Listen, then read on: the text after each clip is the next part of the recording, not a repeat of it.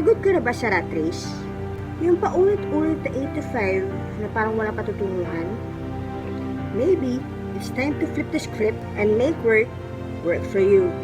Hindi laban sa'yo. 3 things.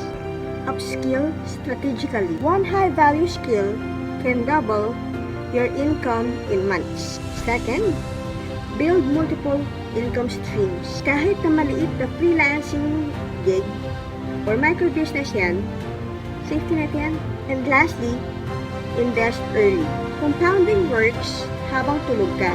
Literal na kumikita ka off hours. Maraming Filipino professionals jump from paycheck to paycheck to purpose-driven, flexible careers.